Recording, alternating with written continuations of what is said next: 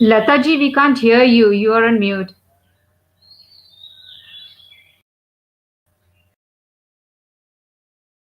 Me. I thought I unmuted myself. Sorry. So I start again. Did you hear me? Please continue. Start again. Namaste, everyone. My name is Lata Vasan. I'm the host for this evening. Good morning to all our viewers in India and good evening to everybody in the United States.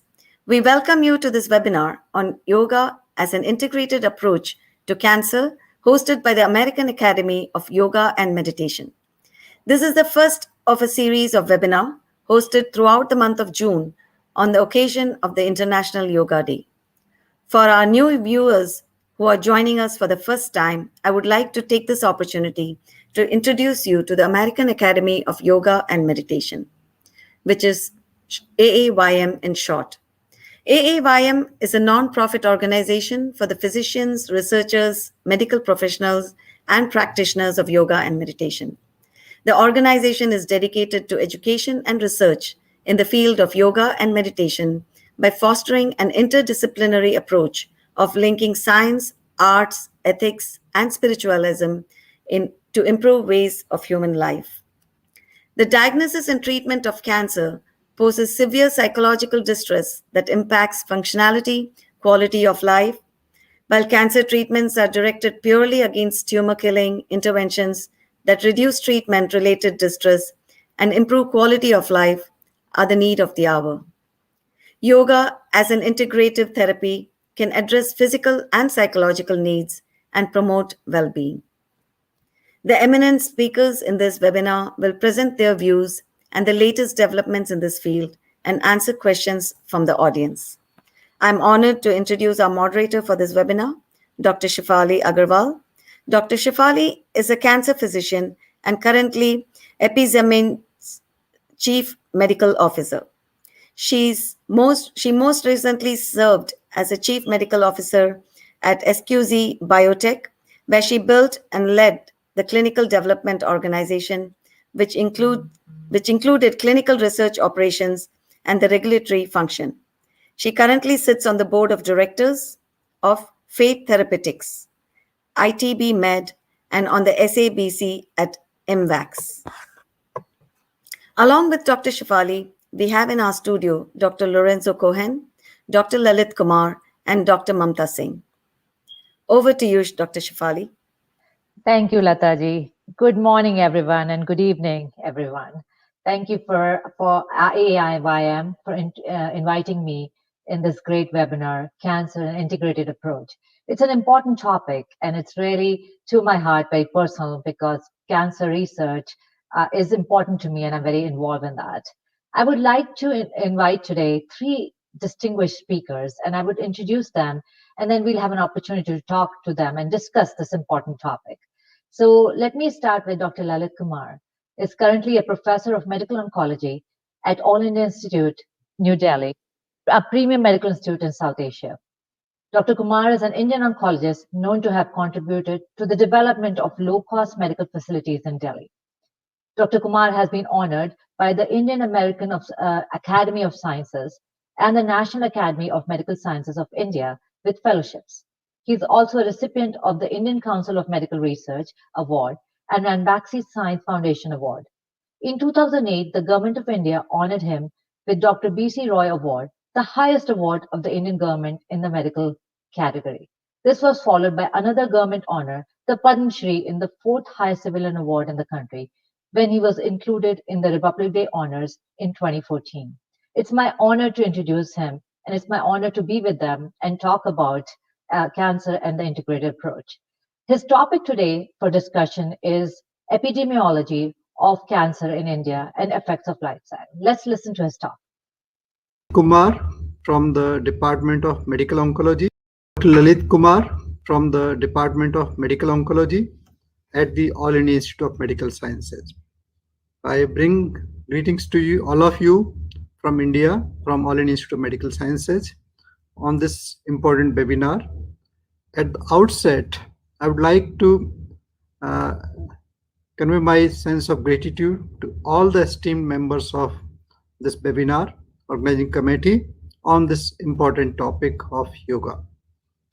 What I plan to do in next few minutes is to share some of the glimpse of magnitude of cancer in India and in the world at large, and also how these relaxation techniques like yoga can help us.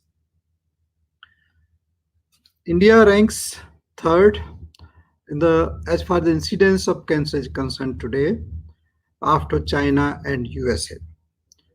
Almost it accounts for 6.4% of all cancer cases in the world.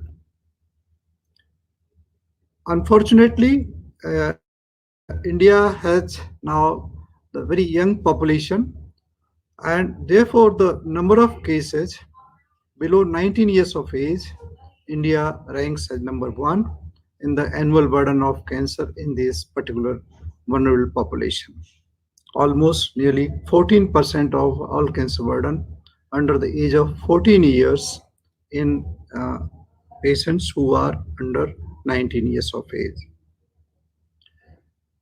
The data which is recorded in India is through the National Cancer Registry program, which was started somewhere in 1982. Today we have 36 population-based cancer registry, for 32 hospital-based cancer registries, and many other specialist studies which have been done through the Cancer Atlas program. And this encompasses almost 10 to 12% of all cancer cases in India. The number looks small, but this gives you a little glimpse what is really happening in the country. Since country is very diverse, therefore the same thing is reflected in this slide.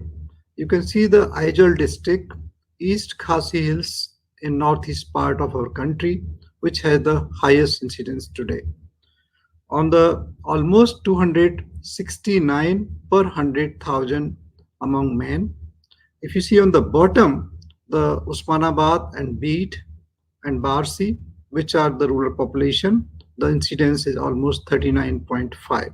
So there's huge difference between the two. Similarly in women, the Aizawl district again, Mizoram, which northeast part, again the very high incidence, while in the Tripura, Barsi and Osmanabad, the incidence is much lower. So there is major difference between these in the different parts of the country about the incidence of cancer, both men and women. The common cancer which we see today are the oral cavity, taking the head and neck as a whole, lung cancer, followed by stomach, large bowel, esophagus, and prostate cancer. Among women, we have the breast cancer, similar to the rest of the world, which is about almost a quarter, 26%, followed by cervix, ovary, oral cavity, esophagus, and large bowel cancer. There is again huge difference between if you see the urban population versus rural population. These are the two cases with like Mumbai from metro, and then Barsi, which is rural population based registry in Maharashtra. You can see the huge difference from various sites in the incidence of these cancers. Similarly, in Chennai versus Dindigul, which is one of the area, while on the way from Chennai to Pondicherry, you can see again, which is the rural based registry, again the big difference between the what you see in the urban population versus the rural population. Not only this, even today we have in India patients who come very late. The loco-regional advanced or advanced cancer like in breast, almost 60 to 70%, cervix, head and neck, and stomach. Nearly close to 70% of patients do have the stage 3 and stage 4 at the time of diagnosis. For lung cancer, nearly half of them come with the metastatic disease, that is stage 4. So these are some of the problems which we really encountered today. What we have seen over the last 2 decades, there have been rising trend for incidence of cancer, almost 3%, both men and women for many sites. And particularly for breast, the rise has been little much more, 4.7%. The good part is that cervical cancer of cervix, there has been decreasing trend over the last 2 decades. As you can see, some of these cartoons for colon, rectum, lung, and breast, there has been slowly rising incidence of cancer in the last 4 decades. Similarly, for prostate, uterine cancer, and ovarian cancer, again has been modest increase in the rise in the incidence of cancer. While for cancer cervix, for various population with statistics from different metros and also from Barsi, rural-based population, and there has been reduction in the incidence of cancer from 45 per 100,000 in 1982, and which is now come down to nearly 10 to 20 in last 10 years time. Cancer today, as we understand, is the interplay between the lifestyle and environment around us, how our immune system handles it, and some of the genes which make us prone to develop cancer. So this is the real combination of these different 3 factors which really decide that an individual is going to develop cancer in future or not. Among the lifestyle factors, some of the most important from Indian point of view is the tobacco, the diet, and some of these other factors which have been mentioned here. We have still some of these pictures. Many of you who are familiar with India may have seen the different ways people use tobacco, either chewing or smoking, or even in the rural area, they have the hookah, which is still being commonly used. Almost 30% to 33% of the cancers, both men and women, are clearly related to tobacco in different forms, and therefore this is clearly preventable. And not only this head and neck cancer, which is one of the most common, to show you one of the example, gives you a long period of time for intervention, like starting from the pre-malignant lesions, leukoplakia, erythroplakia, some mucous fibrosis, and by the time they develop the inoperable cancer, it's a very, very long time. So therefore, window of opportunity is many more. Hippocrates, one of the Greek physician, almost 2000 years before, said, let food be your medicine. And we are very familiar, we are very well aware that some of these cancers mentioned on your left side, breast, prostate, oropharynx, food pipe, stomach, colon, today we are very clear that they are related to either high-fat diet, our type of food, spicy fried food, or due to the low-fiber diet, particularly large bowel cancer, where we have high-fat intake and low-fiber diet.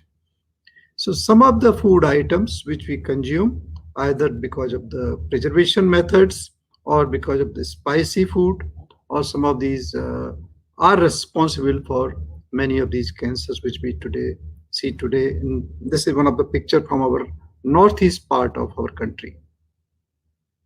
And not only this, we are also witnessing another epidemic which has happened in the last 2 decades or so, the epidemic of overweight and obesity. And again, there is very significantly high risk in individuals who are overweight or obese, particularly of breast cancer, which after the menopause, the large bowel, esophagus adenocarcinoma, and kidney cancer, uterine, gallbladder, and pancreas. And some of these cancers are very clearly related to the individuals who are overweight and have obesity. Colon cancer, for example, if we take the high-fat diet, it gets converted into the high bile acids, which induce the cell proliferation. If your repair process is defective, then it can lead to the mutation and can cause the large bowel cancer. If we are taking enough of fibers or vegetables and fruits in our diet, it not only make these tools bulky, dilute these carcinogens, but also they bind to the fatty acids or bile acids and reduce the chances of proliferation and therefore reduce the risk of bowel cancer. I mean, this is something very well known for so many decades. Physical activity not only increase the peristalsis, and by doing the increasing peristalsis help us reducing the contact between the bile acids and colonic mucosa, and therefore help in reducing the risk of bowel cancer. Yoga, meditation, and pranayama and Sudarshan Kriya, these are some of the well-known relaxation techniques which have been practiced in India from ancient times. They are very centuries old, time-tested, and they are kind of, people have now started working on these for last 10 years or so and have shown clearly that these are effective techniques. What actually happens in cancer? The diagnosis of cancer and treatment, I'm sure you would agree with me, is one of the most stressful situations. And therefore, with stress and depression and chronic stress going over a period of time, it promotes the cancer growth and progression. What it does actually, the natural killer cells, which are considered to be one of the most important cell as part of our immune system, they do the surveillance, and if there is any invading or defective cell or invading organism, they try to take care of this. So chronic stress does reduce the number of natural killer cells, the cytotoxicity of these cells is reduced, and their poor repair of the damaged DNA. And apoptosis, which is another effective mechanism to take care of these defective cells, also get modulated. And we have the oxidative stress, which can be aggravated by the chronic stress. Some of the cytokines like interferon, IL-2, interleukin-2, and LAK cells, which is lymphocyte activity killer cells, these are supposed to be effective as a part of the immune system. They get depressed due to the chronic stress.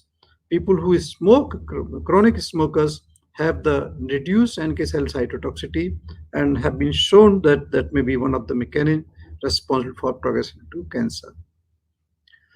Defective DNA damage or impaired DNA damage, which is seen in the patients with the depression, with the chronic stress, is one of the possible mechanisms. And apoptosis, which is genetically programmed process, is a natural process to eliminate the damaged cells and prevents the process of carcinogenesis. And therefore, the stress is the one which really impairs this process. Therefore, this gets really affected.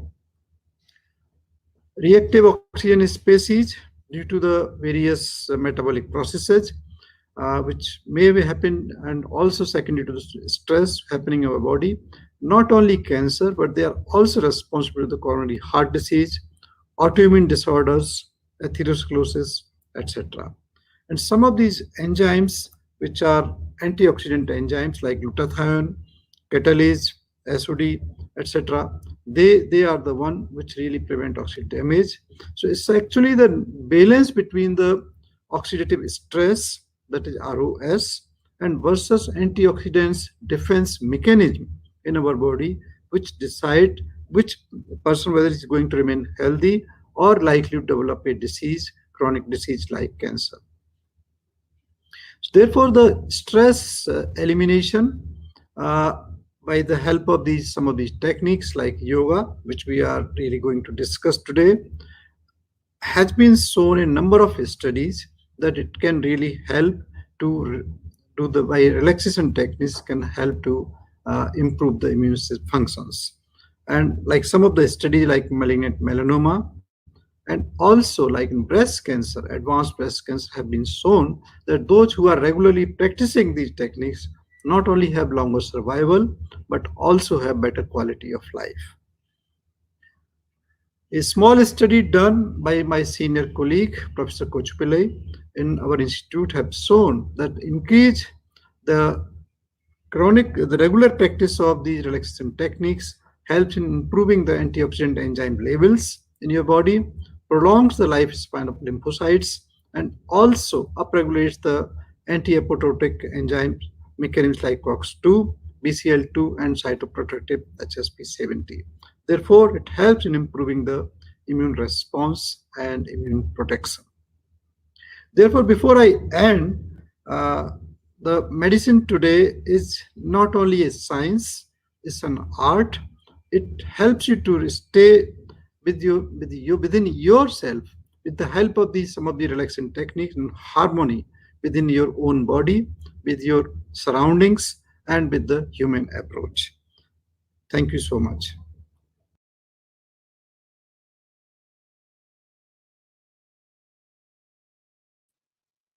Thank you, Dr. Kumar. It was very insightful, really understanding how lifestyle plays an important role in trying to prevent cancer and also during cancer. So it was very, very helpful. I look forward to talking to you about these different topics. So I really appreciate that great talk. Let me now introduce our next speaker, Dr. Lorenzo Cohen. Is the Richard E. Haynes Distinguished Professor in Clinical Cancer Prevention and Director of Integrative Medicine Program at the University of Texas MD Anderson Cancer Center. Dr. Cohen is a founding member and past president of the International Society for Integrative Oncology and past vice chair of the Academic Consortium for Integrative Medicine and Health. Dr. Cohen leads a team conducting NIH-funded research and delivering clinical care of integrative medicine practices such as meditation, yoga, tai chi, massage, diet, exercise, acupuncture, and other strategies such as stress management, music therapy, emotional writing, and more aimed at reducing the negative aspects of cancer treatment and improving quality of life and clinical outcomes. Dr. Cohen is also conducting research to demonstrate that lifestyle factors can influence cancer outcomes. Dr. Cohen, along with his wife, Alison Jeffries, published a new book entitled Anti-Cancer Living, the 6-Step Solution to Transform Your Health. I'm really excited to listen to his talk, and the talk title is Prevention and Management of Cancer with Yoga. Namaste. It is such an honor and pleasure to be able to join you on this auspicious month of June, which is a celebration of International Yoga Day, and it really should be International Yoga Month. My name is Lorenzo Cohen. I am the director and founding director of the Integrative Medicine Program here in Houston, Texas at the MD Anderson Cancer Center. I've been at MD Anderson now for over 20 years and really focusing on integrative medicine and oncology in particular, and have always from the start had really a focus specifically in the area of yoga, more broadly in the area of mind-body practices, and then bringing other integrative medicine modalities along with yoga and mind-body practices to help improve patient quality of life, as well as, we believe, probably length of life as well. I wrote this book a couple of years ago now with my wife, Alison Jeffries, and although it focuses on anti-cancer living, it really is about yoga as a lifestyle, and we'll get into in my brief presentation, what exactly that means. For those in India, you will be seeing this white version that you see pictured here, which is the British publication, and it's now available in a number of different languages. So what does this mean, this concept of anti-cancer living? Ideally, we prevent cancer in the first place, but then for those with cancer, we try and engage in practices that will help control disease and that we turn cancer into a chronic disease. And this falls into the lifestyle areas, what we call the mix of 6. And you can see here these 6 lifestyle factors: social support, stress management, sleep, movement, diet, and decreasing exposure to environmental toxins.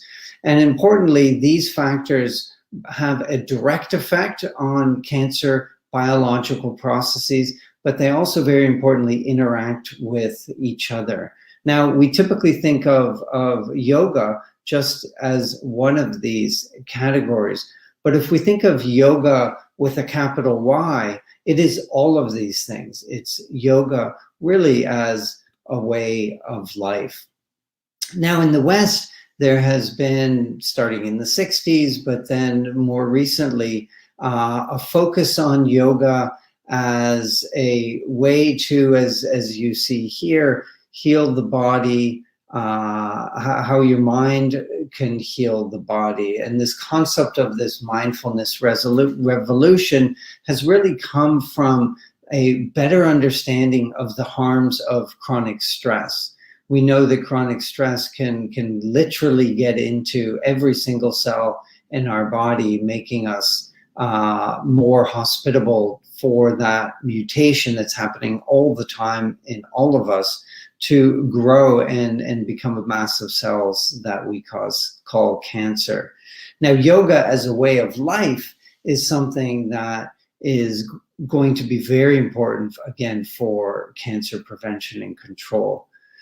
When we think about, what yoga is in the West, we tend to think of, and what has often been exported from India, the more physical aspects of yoga, the asana or the pranayama, which is a physical aspect of manipulation of the breath in the body.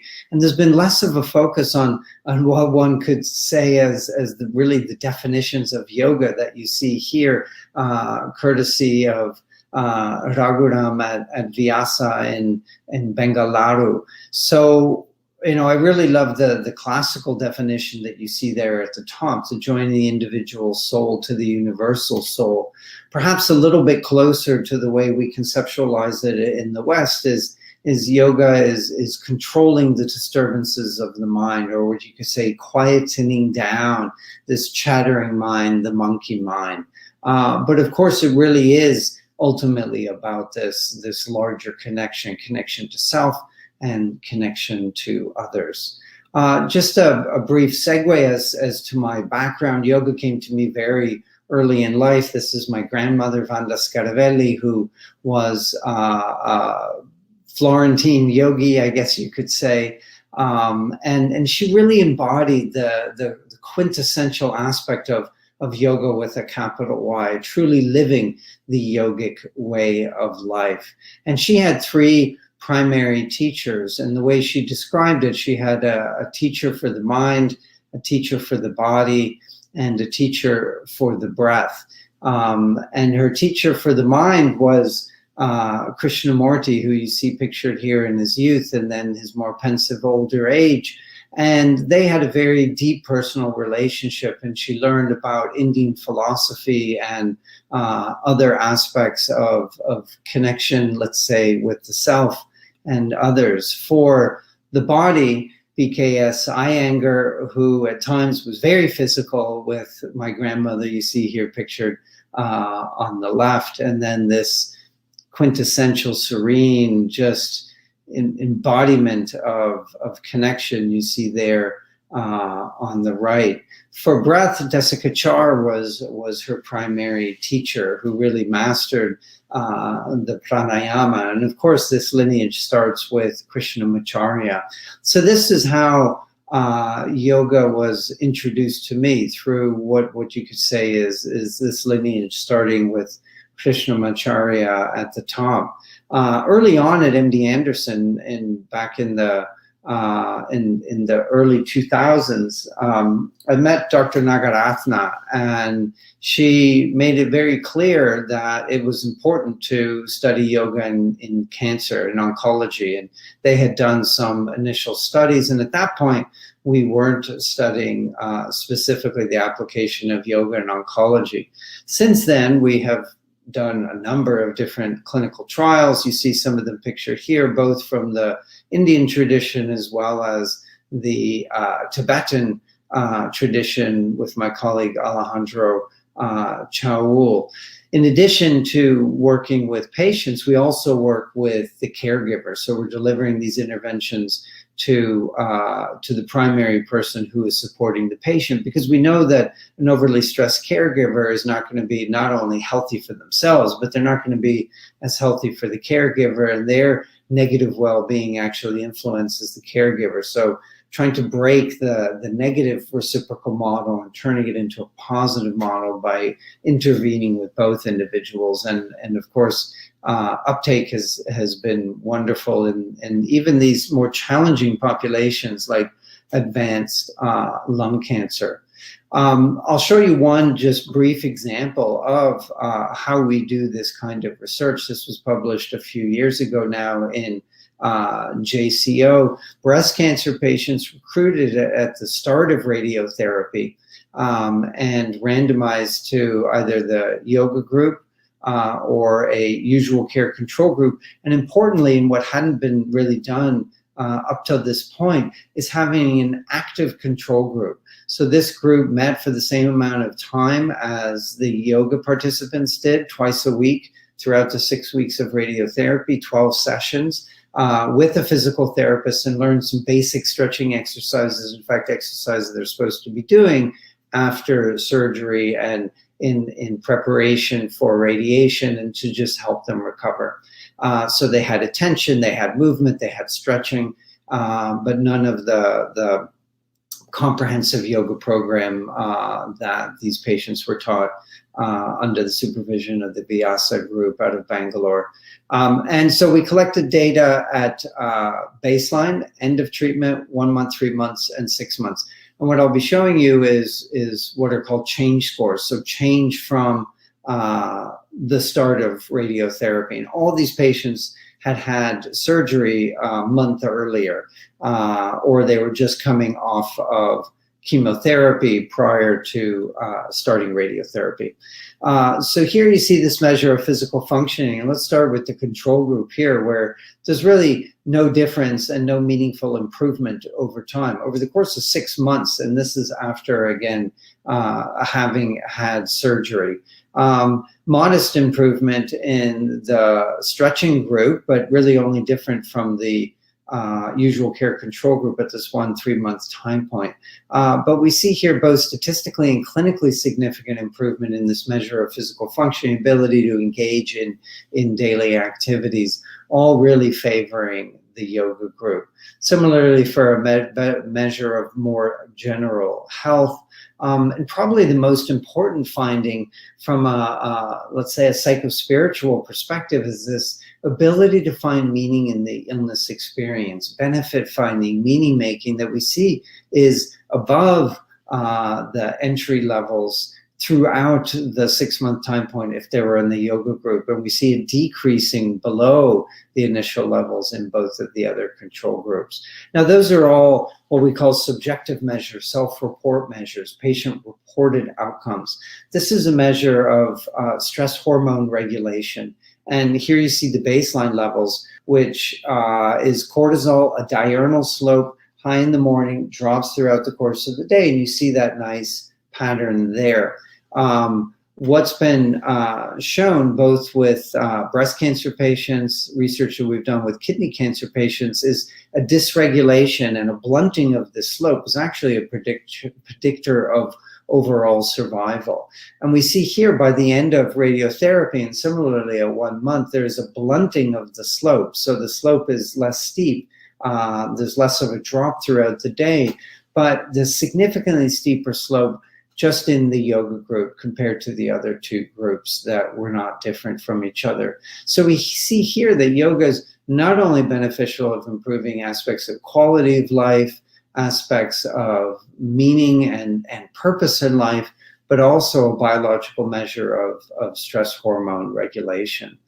With colleagues, Suzanne Danhauer and others, we published last year this study, systematic review of all the RCTs of yoga for cancer. And we see here this dramatic increase, and this is back in 2017, where there were over 60 RCTs just in that one calendar year of yoga just in cancer. So, of course, in other talks, we're going to hear about other diseases, but cancer actually has some of the largest numbers of clinical trials.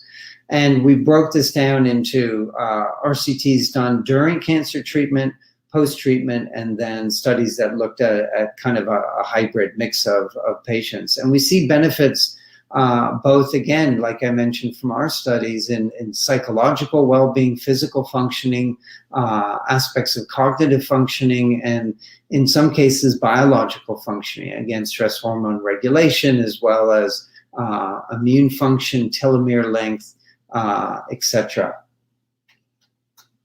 So we've come a long way since the early days of applying yoga in oncology. And in fact, one of our early studies published in 2004 was one of the first RCTs of yoga in oncology. And we've come so far that now the NCCN guidelines, National Comprehensive Cancer Network, made up of 50 or more of the comprehensive cancer centers in the United States, develop guidelines for cancer treatment as well as for symptom management. And you see here that yoga is listed on the 2019 guidelines for treating and anticipatory nausea, as well as just nausea in general. The fatigue guidelines, we see yoga listed there, category 1 evidence, essentially the top level of evidence, a recommended treatment to help cancer-related fatigue. We see here under pain, yoga isn't specifically listed, but there are a number of different cognitive modalities, and they say that yoga should be considered, maybe less of a strong recommendation for things like distress, cognitive functioning, menopausal symptoms, pain. So this is a tremendous step forward for the integration of yoga into cancer. The American Society of Clinical Oncology endorsed the Society for Integrative Oncology's guidelines for breast cancer patients on the use of integrative medicine. And we see here that meditation, yoga listed for anxiety and stress, depression, overall quality of life. So ASCO and NCCN are essentially the two authoritative agencies in the United States, and ASCO being a world organization on developing clinical practice guidelines. Yoga, as you see, is on all of them, and it is really a testament to all the researchers out there doing this systematic research showing the benefits of yoga. And we're at a time now where it really needs to be applied in a more systematic manner. You'll hear from others over this talk who were colleagues in putting this book together. There are over 17 disease-specific chapters in this book on the application of yoga in healthcare. We're actually writing the second edition now because it's been over 5 years. So in closing, coming back to this concept of yoga as a way of life, it's really the synergy between all these aspects of interacting with our world that ends up being the key. So it's not just about asana, pranayama, meditation. It's about really how we lead our lives. And yoga can be the true gateway into this more healthful way of living. And I'll close with a quote from my grandmother, Vanda Scaravelli's book, Awakening the Spine, where she says, yoga, it's a living process that changes moment by moment, watching when we eat, how we eat, when we walk, how we walk, what we say, and how we say it. All these things are in us, and we must be passionately interested in them all. Vanda was truly leading the yogic way of life as an example for all of us. And now the science and the evidence is clearly showing that we will have a better, healthier world if we all lived a yogic way of life. Thank you.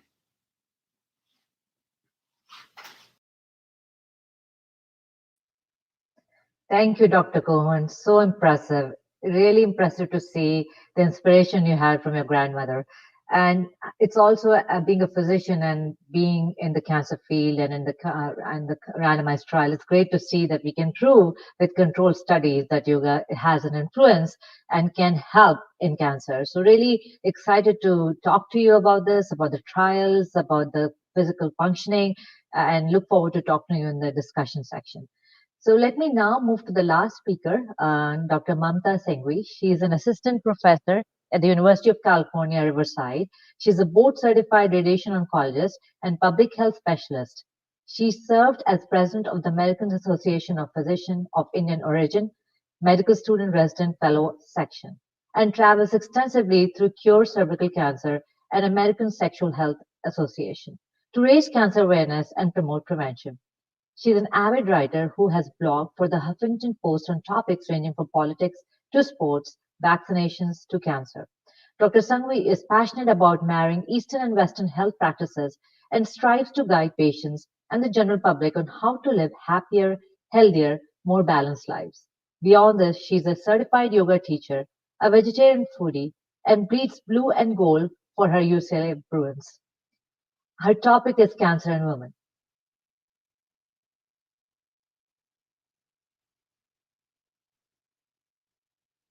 I want to start by extending my heartfelt gratitude to Dr. Basu for his trailblazing stay. I want to start by extending my heartfelt gratitude to Dr. Basu for his trailblazing leadership, to Anjali ji and all the organizers, to my fellow panelists. I'm humbled to share stage with you all, and of course the audience who made this possible. So thank you, everyone. As mentioned, I am an allopathic physician trained in conventional Western oncology, but I do have a real love for public health, for yoga, for Ayurveda, meditation, nutrition, mindfulness. I'm formally trained in all of it. And that's just to say that I really have a deep respect and true belief in every healing modality, because I think there is a place and time for all of it. So we're going to start with a brief overview of current cancer affairs and then focus in on specifically women's cancers. And then we'll end with some public health concepts. So to start off, let's look at this entire kind of picture from a historical angle. Globally, as we start to improve management of infectious disease like tuberculosis and malaria, when we do a good job dealing with that, chronic diseases start to invariably rise. And that is actually a sign of success, because when we are being able to control communicable diseases through urbanization, improvement in public health, be it sanitation, hygiene, vaccination, antibiotics, then people are living longer, and inevitably they start to experience things like hypertension, diabetes, obesity, heart disease, things that are, again, more related to lifestyle. So while that is a sign of success in some ways, the unfortunate part is that developing countries still have little access to actual preventive care. And of course, they're more exposed to the health risks, such as poor air quality, lack of anti-smoking laws. So for instance, less than 15% of the entire globe's population lives in anti-smoking kind of rules and regulations, so that there's a lot of exposure to smoke and secondhand smoke. And then finally, developing countries have limited resources to pay for actual treatment. So for instance, in India, there's a drug called Herceptin for certain breast cancer patients. And unfortunately, only about 10% of women who need that drug to survive actually are able to access it. So there are, there's the positives to things changing and evolving, but it does come with its share of issues that hopefully we will talk about and address today. So specifically, changing trends in India when it comes to cancer, just like I've talked about disease, cancers historically used to be due to infections. So for instance, liver cancer and hepatitis B, or cervical cancer and human papillomavirus. Historically, India used to deal mostly with those sorts of malignancies. But with advancement and economic progress, these cancers of the poor have actually given rise to cancers of the affluent, specifically like breast cancer. And how does that come about? Well, with westernization, the native sort of lifestyle and culture completely changes. So now you have a change in diet, which leads to obesity. You have a change in professions, which leads to sedentary lifestyle. You have more cigarette and alcohol use. And that leads to these chronic diseases like what I mentioned, hypertension, diabetes, heart disease, and the cancers like colon and breast, which are directly related to that westernization. So, a sobering fact is that with this intersection, India is at an inflection point. So India currently is #1 in rates for both cervical and breast cancer worldwide. So that means that it has the highest numbers of both cancers of the poor and cancers of the rich, of cancers due to infectious disease and of cancers due to non-communicable, non-infectious disease. So that's really something that we, again, need to talk about and hopefully start to change. So I'm going to now talk a little bit about the most common cancers in specifically women, and we'll just highlight two, starting with breast cancer. So I'm going to just pick and choose a few of the bullet points that I think are important. It is the most common female malignancy in the entire world. In the United States, 1 in every 8 women will have this diagnosis at some point in their life. And in India, every 4 minutes, someone is diagnosed with breast cancer. And of course, that's underreported numbers. When it comes to risk factors are important because if you fall into the category with these risk factors, you are more mindful to pay attention to, symptoms and such, and be just more aware of that you have a higher risk of developing this cancer. So risk factors, as with most cancers, the older you get, the higher at risk you are. And then hormone replacement, which is also directly related to childbearing. So if you do not have kids and you did not breastfeed, then your hormone changes were not as they were in someone who did have kids and breastfeed. So you are also at high risk. And then, as we mentioned, obesity. So a westernization, a lifestyle that is sedentary, etc., does put you at a higher risk for breast cancer. Thankfully, we have screening methodology in the mammogram, which the point is to detect cancer early so that it's treatable and curable, ideally. In the United States, mammograms are ubiquitous. In India, I think they're very common in the urban areas, not so common in the more rural areas. And that's important because mammograms in of themselves can decrease the mortality of breast cancer by up to 30%, which is a huge advancement when we talk about breast cancer. The most important bullet point on this particular slide is that last one, the prognosis. So in the United States, if a woman is diagnosed with breast cancer, her risk of being alive in 5 years, on average, is 80%. The exact same scenario in India, that woman at 5 years has a 60% chance of survival. And that's a huge discrepancy. That's a 20% differential. And if you're like me, you're wondering, why is that the case? That's highly unfair. And we will touch upon that shortly and answer that question, I hope.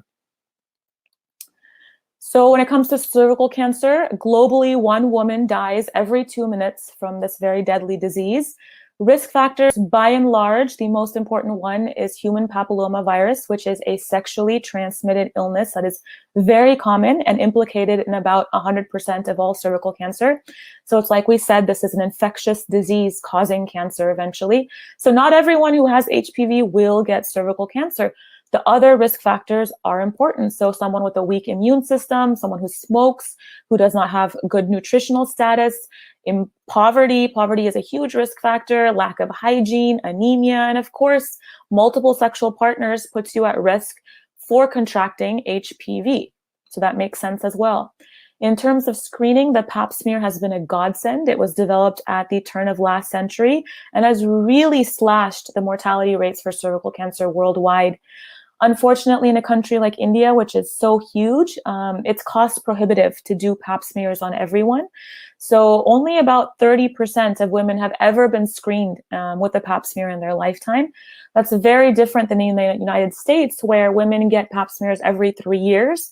Yet still about 15% have never been screened. And that is very critical because screening, again, decreases mortality. So if you are screened even once in your entire lifetime, just one time, then your mortality can decrease by up to 35% from cervical cancer. Again, the most important bullet point here is that last one, the prognosis. Mortality varies 18-fold between different regions of the world. So that just points to the health inequities that we are seeing. And why is that the case? That's the case because in low and middle income countries such as India, taboo stigmatization of sexually transmitted illnesses is still very rampant. Gender discrimination, inadequate healthcare, access and delivery, limited financial resources, safe sex practices are not as well promoted as they are in the Western world. So these are some of the reasons that we see a difference in mortality rates between USA and India. But on a positive note, cervical cancer is the only cancer that today is completely eradicable with our current tools. So that means in our lifetime, cervical cancer has the potential to completely be abolished. How do we do that? Through HPV vaccination drives and through aforementioned screening through pap smears and other variations of screening methodologies. So let's switch gears now and talk a little bit about public health, because I do think that is a missing puzzle piece to be able to improve the situation worldwide. A few brief definitions. Prevention is what it sounds like. We are trying to minimize the burden of disease and associated risk factors, some of which we just mentioned in previous slides. And then public health also involves health promotion. So not only are we trying to prevent disease, but we're also trying to help people alter their lifestyle so that they can thrive, so that they can optimize their life and live a full, successful, happy, productive existence.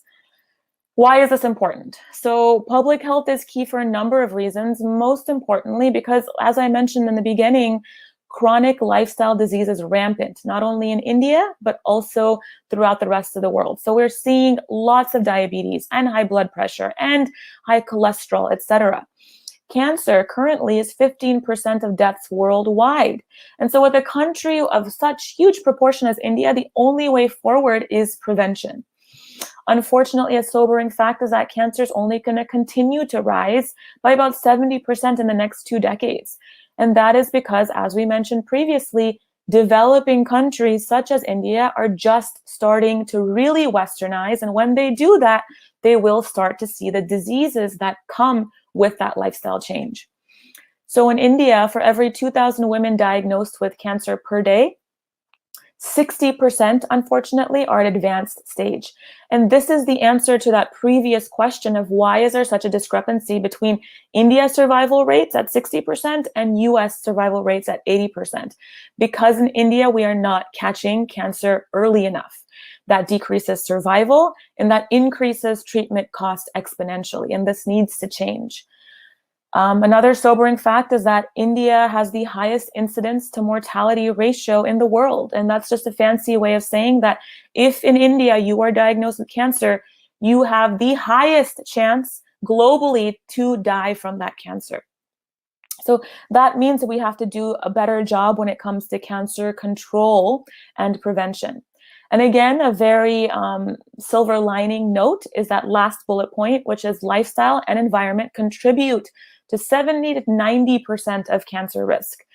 AIMS in Delhi did a beautiful study that showed that 70% of Indian cancer deaths are completely preventable, which is fabulous news from my perspective because we used to blame it on genetics or bad luck. But now we know that if we change our lifestyle, we can actually improve our entire existence and lower our risk of developing cancer. So this is one of my last slides, and it talks precisely about what we're discussing. What are the factors that we can alter to be able to decrease our chance at disease? So how do we prevent and how do we promote?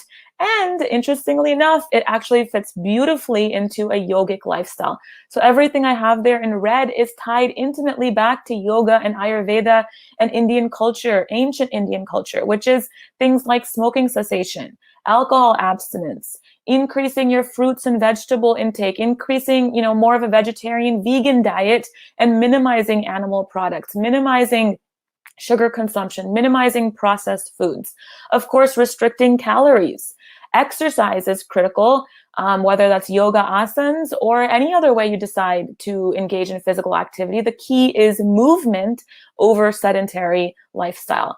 And then the last one, stress reduction, is critical, probably in my estimation, humble estimation, the most critical of all these factors. And that is, again, exactly what yoga does for you. And I don't mean yoga that's, fancy yoga in the United States with music blaring and hot yoga and in a studio once a week for 1 hour. No, I actually mean Patanjali's 8 limbs, a full yogic lifestyle, which involves meditation and prayer and deep grounded spiritual faith.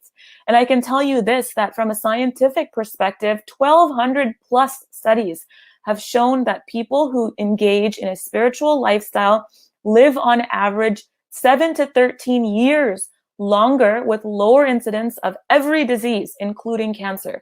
That is better than any radiation, any chemotherapy, any pharmaceutical.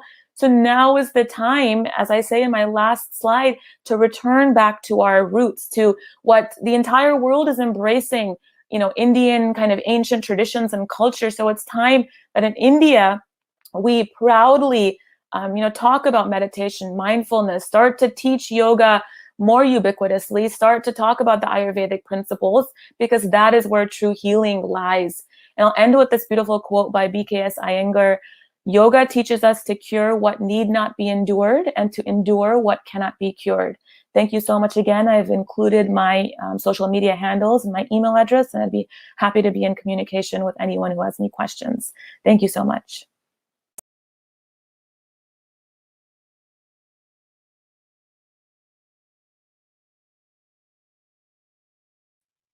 Thank you, Dr. Singhvi. That was really powerful, and I absolutely agree with you. I think the big reason for not screening and greater mortality in India, definitely we should talk about those things, and as we discussed. So thank you. It was really powerful. I'm really excited to talk to you. Before we start the discussion, I would like to kind of say to Dr. Kumar, Dr. Kumar, your video is not on. The tech team is trying to reach out to you. If you can take their call, so that we can help you to come on video and mic. If you can please do that, they're trying to reach to you and calling you on your phone. So with that, thank you, Dr. Cohen, Dr. Singhvi, and Dr. Kumar, hopefully will be joining us. I'm looking forward to these questions that I have, really trying to figure out. So I'm going to start with Dr. Cohen. Dr. Cohen, a lot of people say, well, cancer, I'm not sure, it's all allopathic. You really cannot do much with yoga. I know a lot of people who kind of are non-believers and say, well, you have to really get chemotherapy to cure, and yoga may not be able to help you, maybe psychologically. What do you say to these non-believers? Well, I guess I'll first start with the word belief. This is not about somebody's belief or belief system, one person's ideas. What this comes down to is, what do we know scientifically is going to help somebody, first and foremost, as we heard eloquently described, to prevent cancer in the first place, and we can get into the details of what that would actually look like. But once somebody has cancer, we know that lifestyle choices that they make will not only influence their clinical outcomes, meaning the probability of the treatment working, the probability of a longer life. We also know definitively that these types of practices like yoga will improve a patient's quality of life. So at the end of the day, we never know how well a patient is going to do under the treatment that they receive. And of course, it's important to receive the evidence-based allopathic treatment as well. But to not do everything that's in our power in terms of lifestyle factors alongside the conventional treatment is decreasing the chances that treatment will work. And the evidence is absolutely overwhelming that, and you can look at this one way or another, but that the patients who exercise more during and after treatment live longer, have better quality of life. The flip side, of course, is the patients who are sedentary have a lower probability. Patients who are eating a high fiber diet, which primarily means they're eating a high plant-based, plant-centered diet, have a higher probability of responding to immunotherapy, to their chemotherapy. People who have a high sugar diet tend to not do as well during treatment. And most importantly, overweight and obesity leads to lower probability of responding to treatment and shorter lifespan, let alone, as we just heard, all the increased risk factors for all these other diseases. So what would I say to somebody who doesn't believe that lifestyle factors and things like yoga aren't important alongside oncology?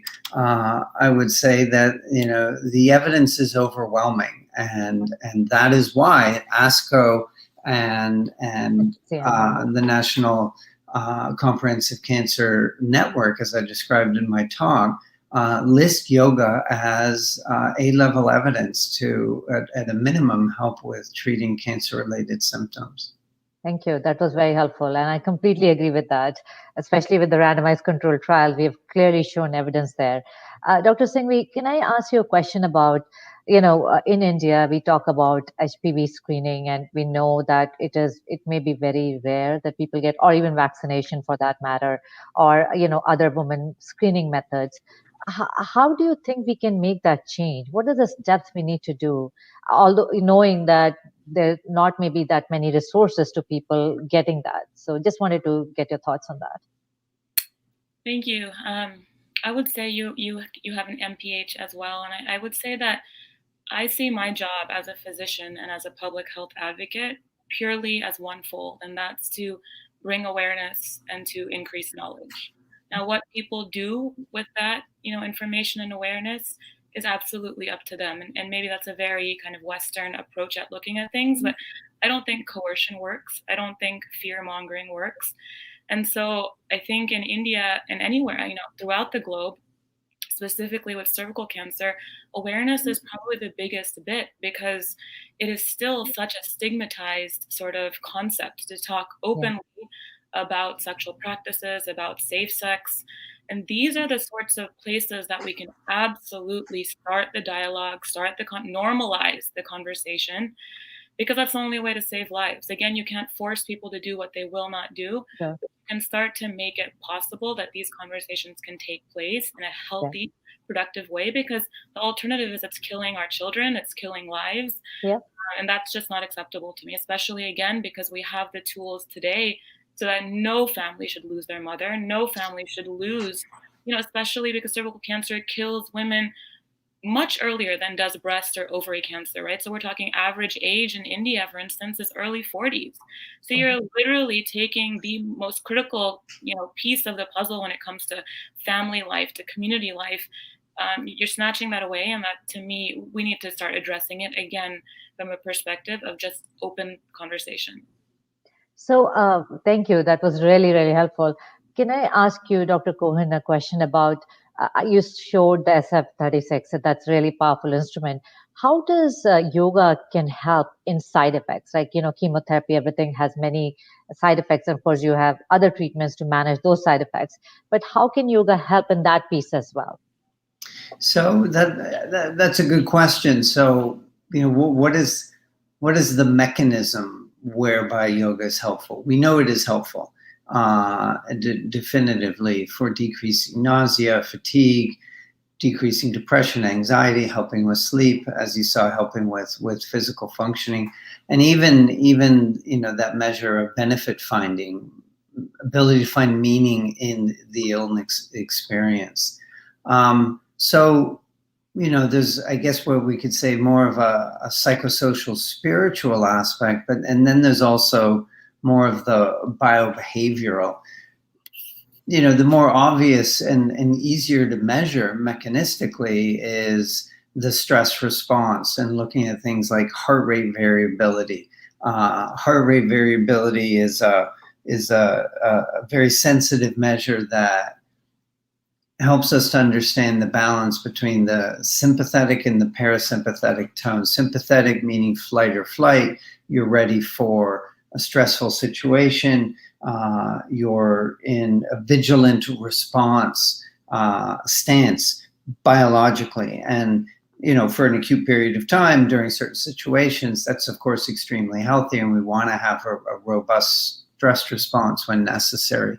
But then we want to have states of calm. And of course, we want to have more states of calm than states of stress to be more relaxed and calm.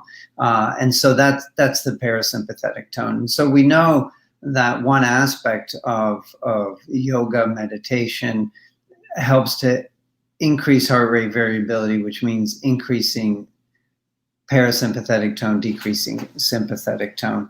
So that aspect of relaxation response. And because of some of the evidence that we know around inflammation in the immune system, we also believe that that's the mechanism whereby something like yoga can help with treating chronic fatigue, because chronic fatigue in cancer patients is often due to this excess inflammatory situation.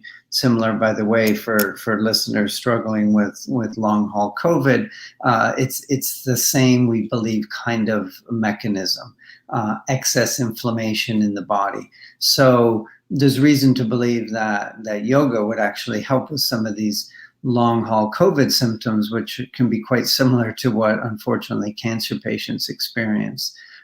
Then, things like benefit finding, ability to have more meaning and purpose, things more around spiritualities, that hasn't been measured as much mechanistically, but it's probably because people are tuning into themselves. They're being more mindful, to use that overused term, stopping and paying attention. And when you do that, instead of just always in fight or flight mode and putting out fires in your life, then you start to look at what's happening in your world and prioritize your life differently.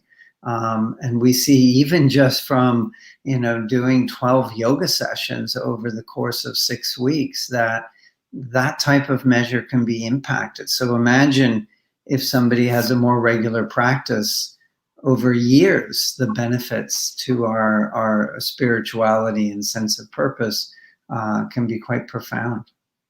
Thank you. That was really helpful. I have a question from the viewers. They basically mentioned that, we talked about the incidents going. I know Dr. Kumar has not joined us yet, but if we can kind of handle that, we are seeing in last 10 years, the cancer cases are really exploding. Is it because of the lifestyle change that you believe that these cancer cases, and both of you can answer, they're really exploding? And what's happening to the prevalence, not only incidents? Is it just the numbers are increasing overall? And is it related to lifestyle and food habits?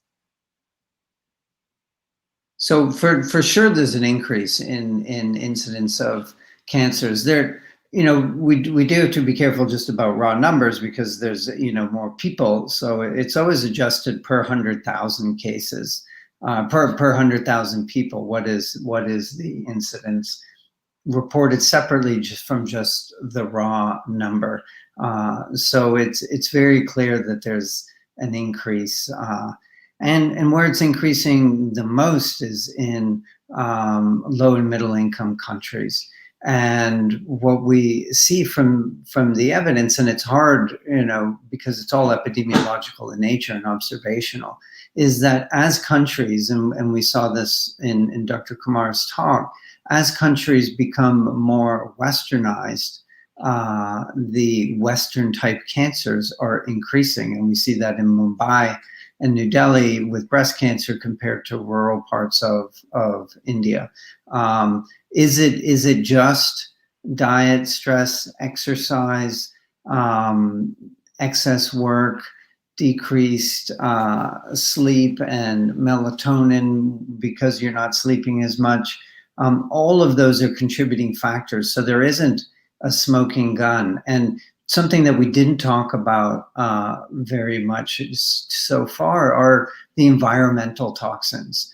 And these environmental toxins, the simple ones are the carcinogens, things that we know cause cancer. Some of the pesticides that we put on our food, unfortunately, and things like asbestos that we know are a clear cause of lung cancer.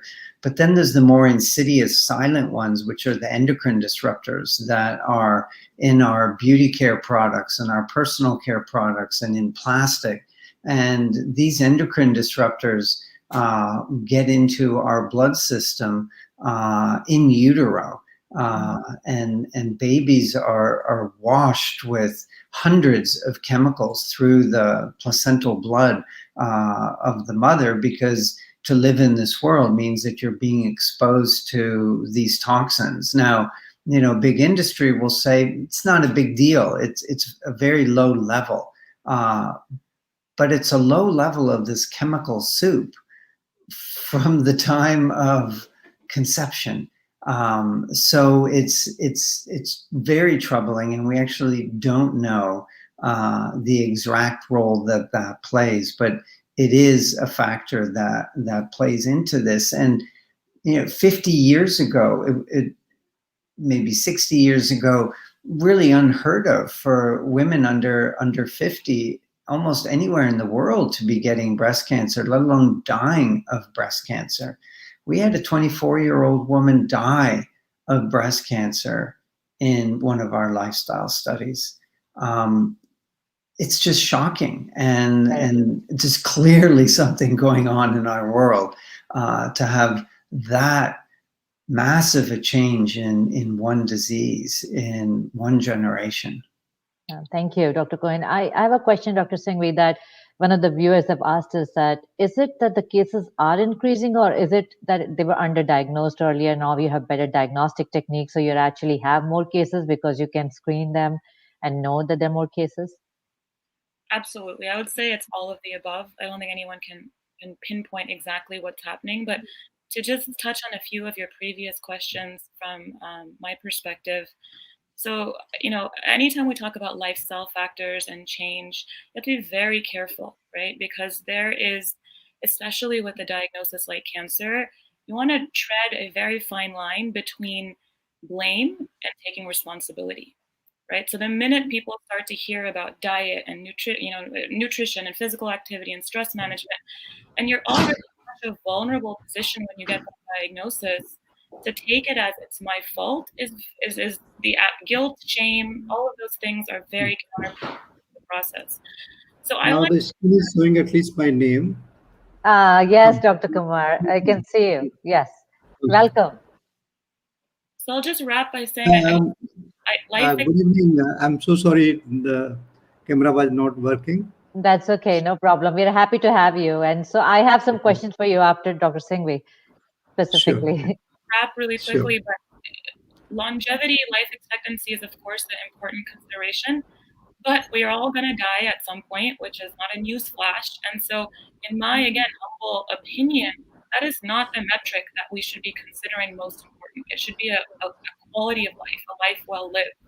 And to me, what Dr. Cohen has said over and over is that when you can live a life with ease and grace and joy and gratitude and fun and adventure, despite every obstacle that's thrown your way, including cancer, that is what we should be looking at. And that comes when you start to engage in such spiritual practices as yoga, etc. And I'll end with this. As a scientist, the data is important, but it's not everything. It does not paint the full picture. But it's really promising to me that optimistic patients literally do better, right? So if you are hopeful and optimistic, whether that's life expectancy, whether that's quality of life, an optimistic cancer patient does better. And where does that come from? Where does the spirit to live come? Where does it all comes? Again, from finding meaning, which leads all roads lead back to some sort of spiritual practice. Yeah. Thank you, Dr. Singhvi. Dr. Kumar, I have a question for you from one of the viewers asking, yes, please. In terms of numbers, you showed the increasing trend of incidence of cases across. Is the prevalence also increasing? Is the total number of cases increased in India? And why do you think that's the case? I think there has been a gradual increase in the numbers also, total numbers also. And but this is a very modest increase, I would say. But then the why it has been increasing is because of some of the slides which I've showed you. The lifestyle, I think I would say one of the major thing, especially the habit of tobacco use, both smoking and chewing, has been gradually increasing. And secondly, the overweight and obesity, the major change has been in the diet. We have now totally adapted to the westernized diet. So that is another thing which really is happening. So clearly the infection-related cancers have come down. Like cancer cervix, even though we did not have any organized screening program in India, except small some study in some pockets, but otherwise not like a larger scale. So, but the incidence of cancer cervix has been coming down. Similarly, many of other infection-related cancers also have come down. But what is surprising, like from the esophagus example, if I give you a link with the infection-related, you have now more of adenocarcinoma, gastroesophageal junction, which is clearly related to your diet, to your obesity and smoking and so on and so forth. So these are also, I think, so mainly the tobacco, the lifestyle, including diet, and the physical inactivity. Now, like for breast cancer, like we have like some of the factors which like late marriage, small child norm, the physical activity is not there. So some of those factors which have been added, what used to be the conventional factors earlier, and the difference in the rural versus urban, which will probably also explain, because some of these the factors in rural areas still they are sticking to their earlier way of living. So therefore, the incidence of cancer is lower. And this is now proven. This is not something that we don't have the data. Now we have 5 or 6 rural-based cancer registry which have the good quality data, and which confirms that the data which we got earlier from the Maharashtra, Varsi, also like Dindigul, and then also in Kerala and some part of Northeast. There is difference in the Northeast also between urban or so-called the city versus the rural area. So there has been clearly difference between the two. Dr. Cohen, I have a question regarding the yoga intervention. So in the randomized controlled trials, was there different kind of yoga interventions, the duration, the exposure that was linked to the outcome? Like, is there anything that was like a special kind of asana or a different technique, or how long you have to do that was linked to the outcome in the trials that you did? So that's part of the problem with this area of research, unlike allopathic medicine, where early phase studies starting in animals figure out what's the right dose, what's the right frequency. That's much harder to do with behavioral research. We see that with a lot of behavioral based interventions, both conventional things like cognitive behavioral therapy done in groups or individual, yoga research, Tai Chi research, and probably one of the most researched, but it's not a single intervention, but more of an eclectic mixture of a number of things, mindfulness-based stress reduction. These interventions last, from 6 to 12 weeks often, and a minimum of 1 time a week, and in some 2 times a week. But the exact dose is not determined, nor is, as you're saying, a particular asana or a pranayama, etc. There is more effort being focused in that area. From a yoga therapy perspective, and listeners need to know there's a difference between a yoga teacher and a yoga therapist. So I have my 200-hour yoga teacher certification, but do not necessarily feel qualified to teach somebody who has a lot of medical challenges going on from oncology treatments. And that's where you really need to look at a yoga therapist who has over 1,000 hours to receive that more advanced degree. And they do, know certain practices that shouldn't be used for different conditions, different situations. In speaking with a number of leaders from different contemplative practices, and I asked them each the same question separately, from Indian tradition, Tibetan tradition, Chinese tradition. How long does somebody need to practice where you start to have that more profound change on the inside? We know we can get changes after 6 weeks. That people sleep better, they're more limber, they feel better, but that the more profound change, and they each consistently said daily practice for 6 months, and that's when you're going to start to feel that more internal change. And interestingly, if you look at the physical activity literature, we see that, of course, even just after working out for a week or two, you start to notice differences in your body, your ability, your endurance. Based on individual differences, it's estimated it's around 4 to 6 months when you have a change in your metabolic rate. And so it was interesting to note that, from a physiological perspective, there is this kind of number of 4 to 6 months. And from the contemplative perspective, we hear that as well. But the changes are fast. Yeah. To be able to feel and notice things happening, and feeling better helps to reinforce getting you back onto the mat, into the yoga studio, because we know, just like with exercise and with healthy eating, that it's something that needs to be done on a regular basis. And practicing yoga once every 2 weeks is better than not practicing at all. But you're not going to feel the benefits as much, and it's not going to be as good for your body if you're not practicing ideally at least 2 times a week.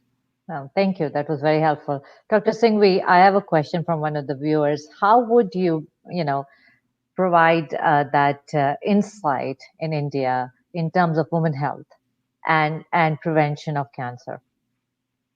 I'm sorry, can you repeat that?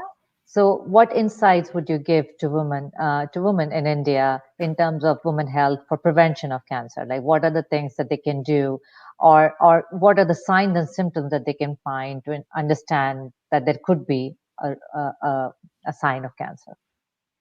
I didn't have a chance to go over a few of the bullet points on my breast and cervical cancer had to do with symptoms.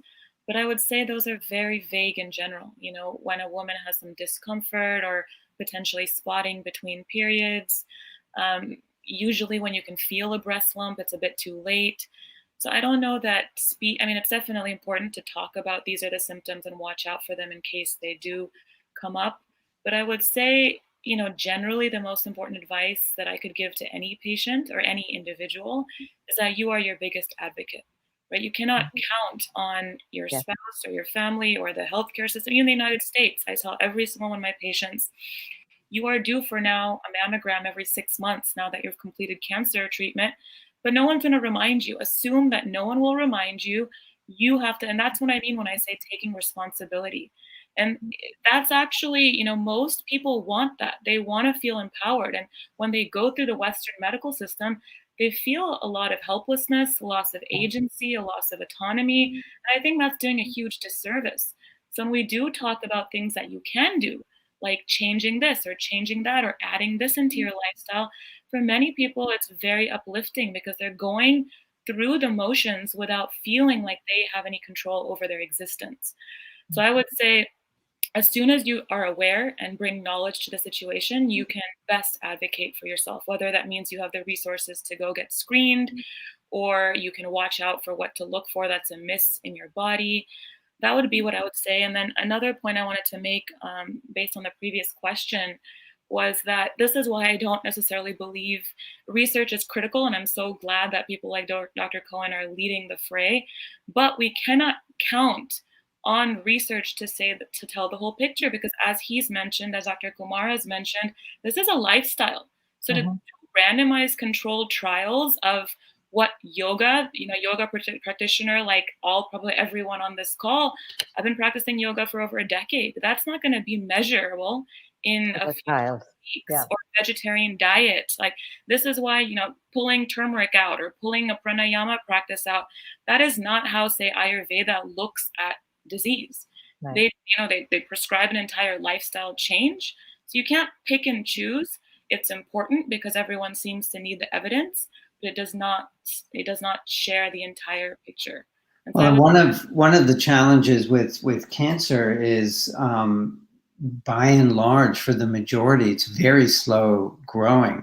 And there was a high impact publication a number of years ago, I believe it was in Nature, showing they did some statistical modeling as well as looking at replication in patient samples.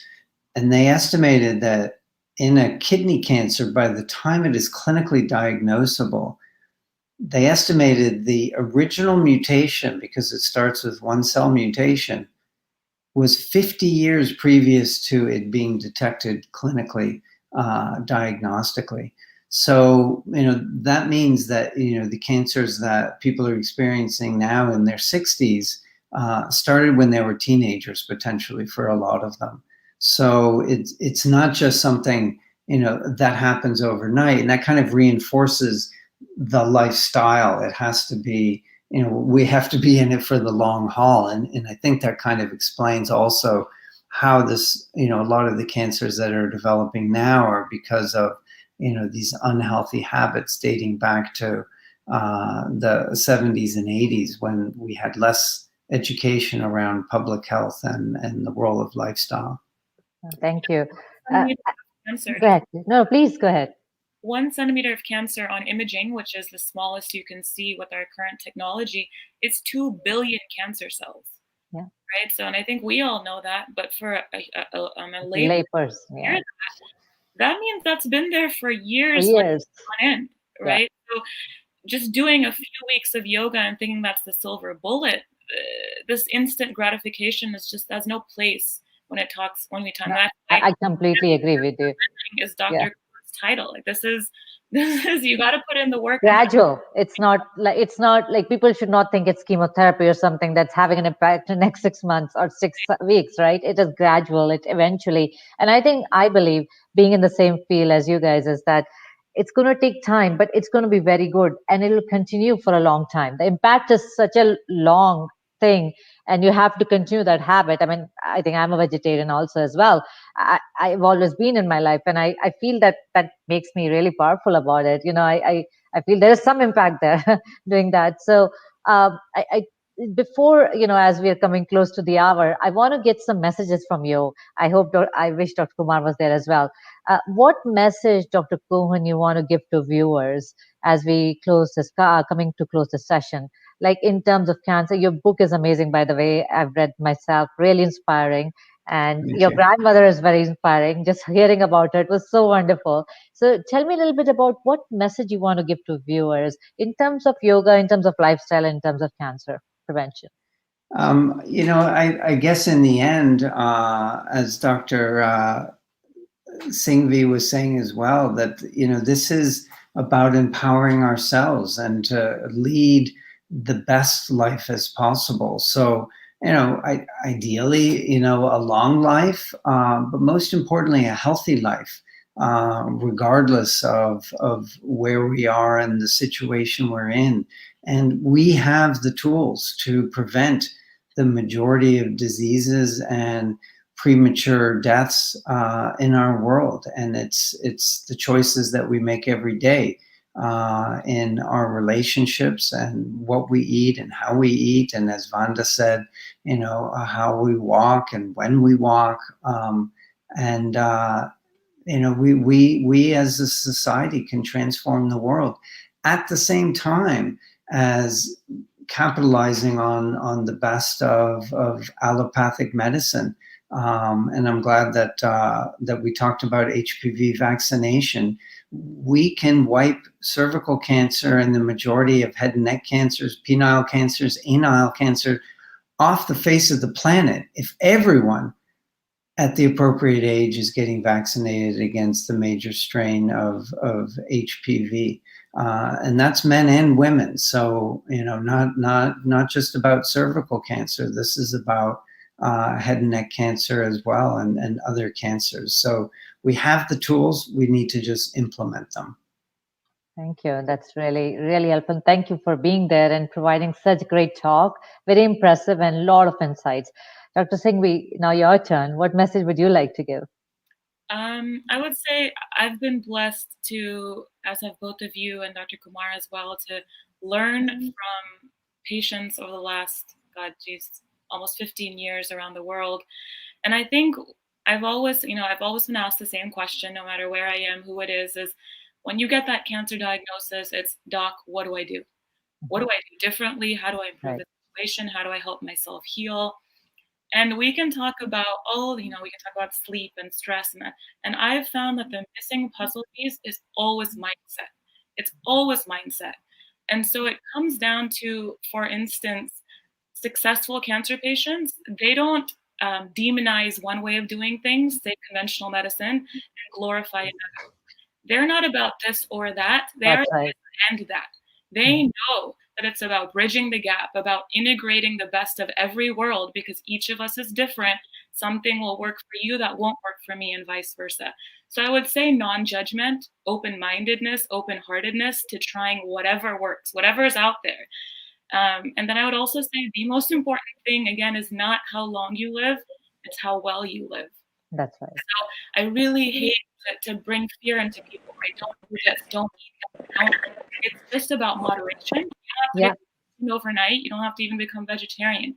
It's just about enjoying your life, doing the little things that you can to improve your lot. And so I would say those are the two things I would say is moderation is key, and enjoying life overall is the most important.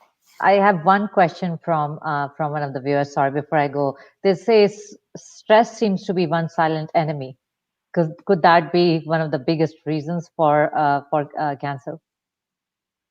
I think both of us, Dr. Cohen, would say yes. Yeah, and you know, the problem with stress is you know, and I go into this in detail in my book, is that, you know, stress has a direct effect on every single biological process in our body, literally making our bodies more hospitable to cancer growth. But it also is the saboteur of all our good, healthy intentions. So, you know, if it were just one, it would be okay, but it's everything. Every biological system and every good intention. It messes with our relationships, with our sleep, with our desire to exercise. It modifies how we process food in our body. So it probably is a critical place to start.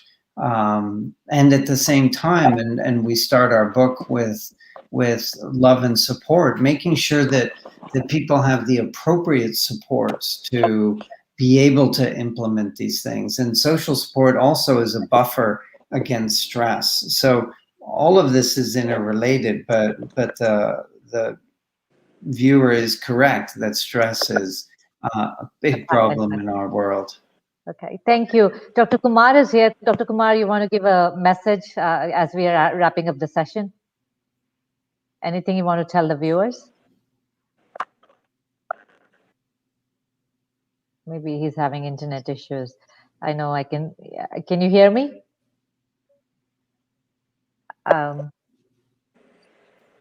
think there's some sound. Yeah, I can hear you. I can hear you.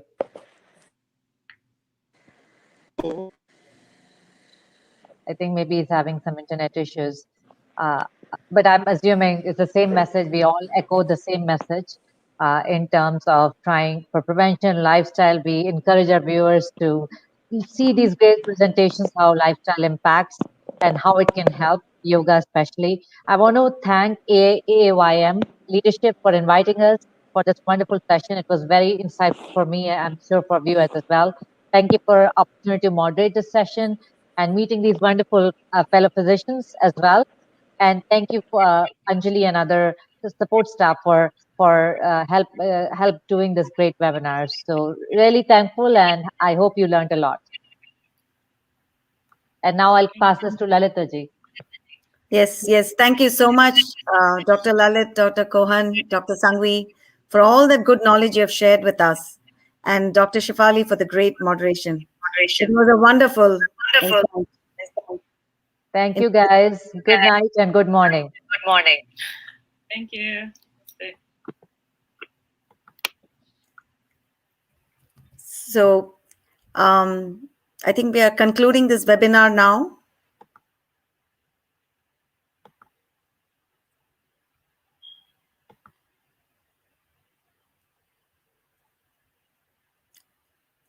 So viewers, please stay back for the next webinar, which will start very soon. Thank you very much. Dr. Shefali, thank you very much too. Are we concluding this, Chaitanya ji?